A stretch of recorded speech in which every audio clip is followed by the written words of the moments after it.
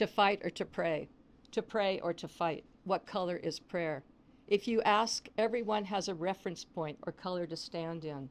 One friend tells me that all Finns love blue because the sky encourages. If a rock in India is painted orange, it is God.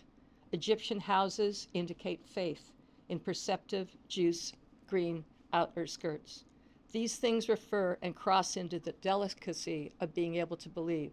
And so I am, and so are you. I was the slowest going over the high pass. I couldn't get the girdle to go the stride. All the while, the clouds have been undressing and watching our exploits.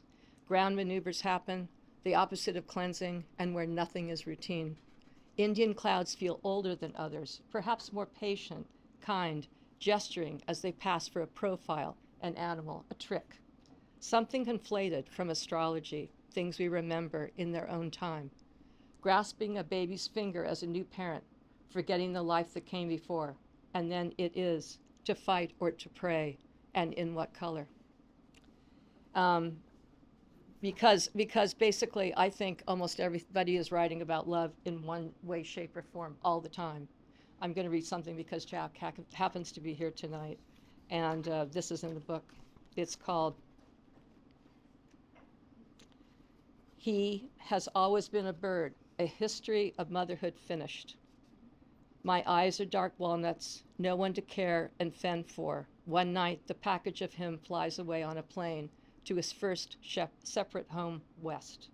I had already dreamt that I was burned, ended, buried, between two saddles the color of cypress tree green, uploaded anguish. Our body worries me. He will need a dentist, a doctor in the land of California fire, alone. He is a tiny sculpted piece, the best part that came of me. Motherhood a passage that began when, newly separated at birth, I saw him lying down, our wet, dark hair commingled the same. It has always been for him that I digest the world and offer up the softest curated bits. And then the other poem I'm going to read, I'm just going to do this. This is from my mother-in-law.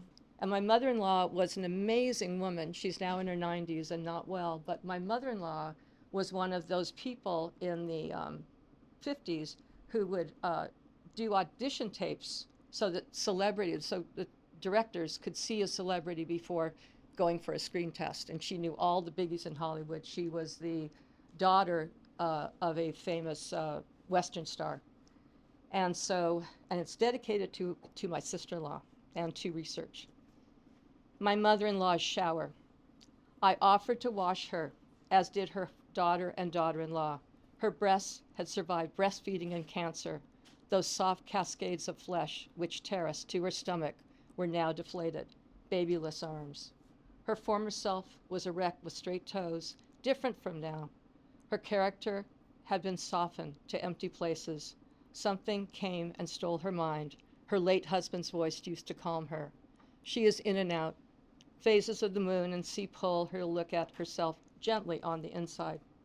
Bathing day, water rushed over her, and an actress was found dead in a lake. A year-old baby was shot dead in a stroller. California closed down. Water is rushing, washing at all mistakes. My husband was once curled inside her, waiting then. I put a patio chair in the shower below her for support and realized how fragile she was. And she was heavy. I had to do everything, brace myself to not let her fall. She had to hold on to me too. To hold her was to truly love her again, differently for the first time in years. I never saw her vaginal pass, but I held her steady enough to move the bubble sponge over her vaginal parts. She was not even that dirty from a world inside of doors. Her blue negligee waited at attention, wildfire. That shower settled part of every family's story, evidence about how to miss all mothers as they wash away.